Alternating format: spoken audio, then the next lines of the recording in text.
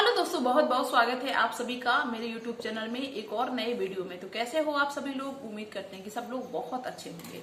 दोस्तों, आज जिस घटना के बारे में हम आपको बताने जा रहे हैं ये एक सच्ची घटना है। और दोस्तों, ये हम आपको इसलिए बता रहे हैं कि आजकल के लोग इन सबसे ज्यादा परेशान हैं, इन समस्याओं से ज्यादा घिरे हुए हैं। कौन सी समस्या? कि बस थोड़ी सी बात हुई पति पत्नी में, बस उनका डिवोर्स शुरू, तलाक नहीं, अलग रहना है मुझे, मतलब किसी की सुनना नहीं। जबकि पति पत्नी के रिश्ते ऐसे होते हैं कि ये मतलब कोई खिलवाड़ थोड़ी होता है कि जब मनाया तब तोड़ लिया, जब मनाया तो अलग हो गए, कि छोटी सी कोई बात हो गई, नहीं बस तुम्हारे साथ नहीं रहना। अरे जिंदगी में कितनी बड़ी बड़ी समस्याएं आती हैं। सीता मैया को जानती हो? ये बताओ, राजा की बेटी थी, राजा की पुत्र वधू थी, राजा की पत्नी थी, और इनको कितना सुख मिला? मिला सुख? बताओ कब इनको सुख मिल गया है? अब यहाँ तो आजकल की जो पुरुष हैं, महिलाएं हैं, हमारे बहन भाई जो भी हैं, उनको थोड़ा सा भी कष्ट हो जाए तो पति खराब है, पत्नी खराब है, मुझे डिवोर्स चाहिए, मतलब एडजस्ट करना बिल्कुल आता ही नहीं। इसीलिए हम आपको ये घटना सुना रहे हैं ताकि इससे कुछ आप सीखें। दोस्तों, क्या होता है कि कानपुर के लिए एक ट्रेन चलती है, सभी यात्री बैठते हैं, वैसे और भी सभी लोग बैठते हैं। एक जनरल डब्बा, उसमें ऊपर जो सीट नहीं होती है उस पे एक लड़का बैठा हुआ है जिसका नाम है प्रमोद, और नीचे काफी सारी सवारी बैठी हुई हैं, और उन्हीं सब के बीच में एक लेडीज बैठी हुई है। दोस्तों, क्या होता है कि जो ऊपर प्रमोद होता है वो नीचे की तरफ देखता है, और एक जो लेडीज बैठी हुई थी उसका नाम रागिनी होता है। दोस्तों, जब उस प्रमोद ने उस रागिनी को देखा तो वो दंग रह गया, सोचता कि ये क्या, क्योंकि दोस्तों जो वो नीचे लेडीज बैठी हुई थी जिसका नाम रागिनी था वो उस प्रमोद की पत्नी थी, और इनका 6 साल पहले तलाक हो चुका था। वो भी इन्हीं सब समस्याओं के चलते, छोटी मोटी समस्याओं के चलते, बस छोटी मोटी बातों से राय का पहाड़ बना लेते हैं लोग। दोस्तों, इनका तलाक हो गया था, ठीक है। अब क्या होता है कि जब प्रमोद इस रागिनी को देखता है तो दंग रह जाता है, और रागिनी भी प्रमोद को देखती है। नजर तो जैसे तैसे पड़ी जाती है, जब आसपास कहीं कोई बैठा हुआ है तो नजर तो पड़ी जाती है। रागिनी प्रमोद को देखती है तो वो भी एकदम अचंभे में पड़ जाती है, क्योंकि जब कोई अपना सा अपना होके फिर अचानक से कोई मिल जाए तो एकदम धक से होता है कि अरे ये कैसे मिल गया।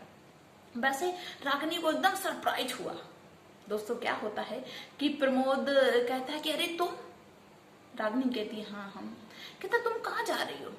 बोले हम कानपुर जा रहे हैं, मेरी माँ की तबीयत नहीं ठीक है। रागिनी ने कहा कि मेरे भाई रहते हैं कानपुर में और माँ भी उन्हीं के पास में है, तो उनकी तबीयत नहीं सही। और ये रागिनी जो है ये गांव में रहती थी, एक गांव है, तो उनकी तबीयत नहीं सही, उनको हम देखने जा रहे हैं। तो प्रमोद कहता अच्छा, लेकिन तुम जब पहले 6 साल पहले हमसे अलग हुई थी तो तुम बहुत मतलब तंदुरुस्त थी, सेहत तुम्हारी अच्छी थी, लेकिन अब तो तुम बहुत ज्यादा कमजोर हो गई हो। तो रागिनी ने कहा कि क्या करें, जिस दिन से तुमसे अलग हुए उस दिन से इतनी टेंशन ही हो गई जिंदगी में, और जिसकी वजह से हमारा स्वास्थ्य बिगड़ता चला गया और हम कमजोर हो गए। दोस्तों, रागिनी एक सिंपल सी साड़ी पहनी हुई थी, वो भी कम पैसे की। दोस्तों, प्रमोद ऐसे बात करता है। इसके बाद में प्रमोद, रागिनी के पास एक लड़का बैठा हुआ है, उससे प्रमोद कहता है कि भाई अगर तुमको दिक्कत ना हो तो तुम ऊपर आ जाओ, हम यहाँ पे बैठ जाएं। तो वो लड़का कहता है ठीक है बैठ जाओ आके, मुझे कोई एतराज नहीं है।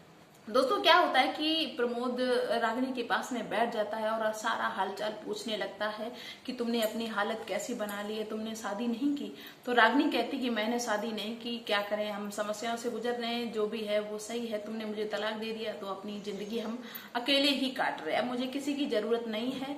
और हम एक स्कूल में पढ़ाने लगे जिसमें हमें 10,000 रुपए सैलरी मिलती है, उससे हम अपना गुजारा करते हैं, हम किसी दूसरे पे डिपेंड नहीं, हम खुद पे डिपेंड हैं। तो प्रमोद कहता है कि हमारी तरफ से तुमको 30 लाख रुपए मिल रहे थे, क्योंकि कोर्ट में कहा गया था कि रागिनी को 30 लाख रुपए दिए जाएं, लेकिन तुमने लेने से मना कर दिया। अगर वो रुपए तुम ले लेती तो तुम अपना खुद का भी स्कूल बनवा लेती, तुम्हारी जिंदगी चैन से कट जाती। तो रागिनी कहती है कि अगर हम तुम्हारे पैसों से ही स्कूल बना के अपना खर्चा चलाते, अपनी जिंदगी काटते, तो ये तो वही बात हो गई कि हम तुम्हारे पैसों पे पल रहे हैं, और मुझे तुम्हारे पैसों पे पलना नहीं है, हम अपना खुद का खर्चा निकाल लेते हैं जैसे भी करके। दोस्तों, ऐसी बातें होती रही। रागिनी कहती है कि माँ कैसी है? तो प्रमोद कहता है कि माँ की क्या बताएं, माँ का देहांत हो गया है, माँ को बस तुम्हारी चिंता रहती थी कि तुम घर कब आओगी। माँ को ये भी पता था कि तलाक हो गया, लेकिन वो इस बात को नहीं समझती थी कि तलाक का मतलब क्या होता है। तलाक के बाद भी माँ को ऐसा लगता था कि रागिनी अभी वापस आएगी, बहू हमारी वापस आएगी, और जब तुम नहीं आई तो वो इसी चिंता में कुड़ कुड़ के वो खत्म हो गई, इस दुनिया से चली गई। रागिनी दुखी होती, रागिनी कहती क्या करें, गलतियां तुम्हारी थी, तुमने अपनी गलतियों को सुधारने की कोशिश नहीं की। शराब पी के आते थे, आतंक मचाते थे घर पे, हम परेशान हो जाते थे। जब भी हम तुमको समझाने की कोशिश करते थे तब तुम यही कहते थे कि अब डिवोर्स चाहिए मुझे, हमें तुम्हारे साथ में नहीं रहना है। तो हम लोगों को मजबूरी में अलग होना पड़ा। किसकी गलती है दोस्तों? प्रमोद कहता है कि क्या करें, मुझसे गलती हो गई, लेकिन अब मैंने पीना भी छोड़ दिया, अब जो भी मेरे अंदर कमियां थी मैंने सारी छोड़ दी। और समय के साथ में इंसान को समझ में आता है, पहले से समझ में नहीं आता है। दोस्तों ये बातें होती रहती हैं। तभी एक कुल्फी वाला आ जाता है, तो प्रमोद कहता है कि रागिनी कुल्फी खा लो। रागिनी कहती कि नहीं, हम नहीं खाएंगे। प्रमोद बहुत कहता है तो रागिनी कहती है ठीक है, हम कुल्फी खा लेंगे, लेकिन पैसा हम देंगे, आप पैसा नहीं देंगे। प्रमोद कहता है ठीक है, कोई बात नहीं, तुम दे देना। दोनों ये कुल्फी लेते हैं और दोनों कुल्फी खाते हैं। दोस्तों धीरे धीरे क्या होता है कि सफर खत्म होता है। कानपुर पहुंच के ट्रेन रुकती है स्टेशन पे, तो दोनों उतरते हैं। तो प्रमोद कहता है कि रागिनी तुम वापस कब जाओगी? तो रागिनी कहते हैं कि हम कल वापस जाएंगे 9 बजे, कल मुझे वापस जाना है। तो प्रमोद कहता है कि कल हम भी वापस जाएंगे, और प्रमोद का जो भी काम था वो अपना करके कहता है कि हम कल वापस जाएंगे, यहाँ से हम भी निकलेंगे 9 बजे की तरफ से, तो तुम मेरा इंतजार करना और हम साथ में ही चलेंगे। रागिनी कहती है ठीक है, हम इंतजार कर लेंगे। दोस्तों क्या होता है कि रागिनी अपने घर के लिए चली जाती, जहाँ पे उसकी माँ थी भाई के पास में, और प्रमोद जो था वो अपने काम के लिए निकल जाता है, जो भी उसका काम था। दोस्तों अगले दिन क्या होता है कि रागिनी स्टेशन पे पहुंच जाती है और रागिनी टिकट ले लेती है और इंतजार करती है प्रमोद का, लेकिन प्रमोद नहीं आया। प्रमोद थोड़ा लेट आया, तो रागिनी उसका इंतजार करती रही 10 बजे तक। दोस्तों जो 9 बजे की ट्रेन थी वो छूट गई, 10 बजे के बाद कोई ट्रेन थी उसका इंतजार कर रहे थे। दोनों इंतजार करते रहे। तो प्रमोद कहता है कि मुझे देर हो गई थोड़ी आने में, और कोई दिक्कत तो नहीं आपको हुई? तो रागिनी कहती नहीं, मुझे कोई दिक्कत नहीं, हम इंतजार कर रहे थे, हम चाहते तो चले भी जाते, लेकिन मैंने सोचा कि आपने कहा है तो चलो रुक जाते हैं। दोस्तों ट्रेन आती है, दोनों बैठ जाते हैं ट्रेन में, और ट्रेन में बैठ के दुनिया भर की बातें करते हैं, जो भी उनकी जिंदगी से रिलेटिव, लाइफ से रिलेटिव थी, कमी, जो भी अच्छा खराब हुआ सब कुछ बताते हैं। प्रमोद कहता है कि माँ घर में कैसी है?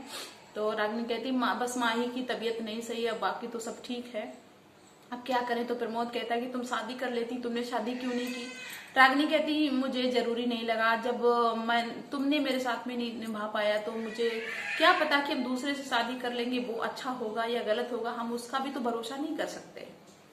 प्रमोद चुपचाप बैठ जाता है, सोचता है कि मैंने बहुत बड़ी गलती कर दी, अब हम इस गलती को कैसे सुधारें।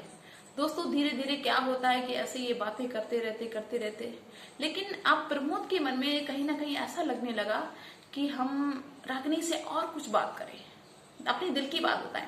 वो प्रमोद जो था अंदर ही अंदर वो मतलब ये सोच रहा था कि हम इस रागिनी को दोबारा से अपना लें, क्योंकि वो इस तरह की बातें करने लगा था, और रागिनी को भी कहीं ना कहीं ऐसा लग रहा था कि हमारा रिश्ता यूं ही कैसे टूट गया, और इतनी जल्दी नहीं तोड़ना चाहिए था, ऐसी परिस्थितियां क्यों बन गई जो ये हमारा रिश्ता टूट गया, क्योंकि रिश्ता तोड़ना कोई इतना आसान नहीं होता है।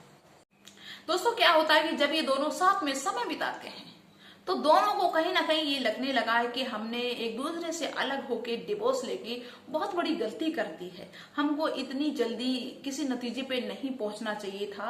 क्योंकि भैया देखो, ये जो पति पत्नी के रिश्ते होते हैं ना, इसमें प्यार भी होता है तो खटपट भी होती है, छोटी मोटी नोक झोंक होती रहती है। जरूरी नहीं कि पति पत्नी दोनों एकदम से परफेक्ट समझदार हो जाए, किसी से कोई गलती ना हो, गलती हो जाती है थोड़ी बहुत, लेकिन इसका मतलब ये नहीं कि हम फटाक से तलाक ले लें। बहुत सारे लोगों के मन में ये आता है कि नहीं, इससे बेहतर मुझे मिल जाएगा या इससे बेहतर मुझे मिल जाएगी, बेहतर की तलाश में जो बेहतर होता है उसको छोड़ देते हैं। तो सभी से हम एक बात कहना चाहते हैं कि अपने रिश्ते को यूं ही चुटकियों में कि थोड़ी सी बात हो गई बस डिवोर्स का नाम ले लिया। अगर आपके दिमाग में 24 घंटे डिवोर्स आता है ना, तो फिर डिवोर्स होके रहेगा। इन छोटी मोटी बातों से, छोटी मोटी गलतियों के लिए आप डिवोर्स जैसी बात क्यों करते हैं? क्यों अपने दिमाग में लाते हो कि हम डिवोर्स ले लेंगे? अब रागनी को भी लगता है कि हमें लगता है कि मैंने गलती कर दी, अब मुझे ऐसा नहीं करना चाहिए था और अब हम अपनी जिंदगी को नए तरीके से शुरुआत करें फिर से प्रमोद के साथ में। दोस्तों दोनों अपनी अपनी गलती को मान लेते हैं और दोनों साथ में अपनी जिंदगी को आगे नए सिरे से चलाने की ठान लेते हैं। दोनों बहुत खुश हैं, एंजॉय के साथ में उतरते हैं और अपनी जिंदगी आगे खुशहाल तरीके से जीने के लिए एक दूसरे से प्रॉमिस करते हैं। तो भाई सभी से कहते हैं कि अपने रिश्ते को इतनी जल्दी मत तोड़ा करिए कि बाद में फिर पछताना पड़े, क्योंकि जरूरी नहीं होता है कि हर वक्त पत्नी गलत हो या पति गलत हो। कभी कभार ऐसा हो जाता है कि मान लीजिए पत्नी अगर लड़ाई कर रही हो पति से, हो सकता है कि उसके हित के लिए, अच्छे के लिए कर रही हो। तो भाई सभी से हम कहना चाहते हैं कि अपने परिवार के साथ में, अपने पति के साथ में, अपनी पत्नी के साथ में खुशी से रहिए, खुशी से जिंदगी बिताइए। छोटी मोटी बातें तो होती रहती है सबकी जिंदगी में। प्रयास करिए हमेशा कि मेरे रिश्ते में कोई दरार ना आए। जिंदगी में जो भी चलता रहे लेकिन रिश्ते पे कोई फर्क ना पड़े कि हम एक दूसरे से अलग हो जाए। ऐसा मुझे कभी नहीं करना है, कुछ भी हो जाए। देखो ये जरूरी नहीं कि एक को छोड़ दिया तो दूसरा अच्छा मिल जाएगा, दूसरा का इससे भी खराब मिल जाए। अब फिर क्या करोगी, तीसरा क्या करोगी बताओ। इसलिए जो तुम्हारा पहला है उसको ही, उसके साथ में ही अच्छे तरीके से रहना सीखो। सभी बहनों से कहना चाहते हैं और सभी भाइयों से कहना चाहते हैं कि भाई इस तरह की गलती मत करना। तो दोस्तों मिलते हैं ऐसी फिर से किसी सच्ची घटना के साथ में। और जिन लोगों ने मुझे सब्सक्राइब नहीं किया है वो मुझे सब्सक्राइब कर ले, ताकि हम जब भी वीडियो अपलोड करें तो वो सबसे पहले आप तक पहुंचे। तो चलते हैं, फिर मिलते हैं नेक्स्ट वीडियो में नेक्स्ट डे। तब तक के लिए बाय दोस्तों।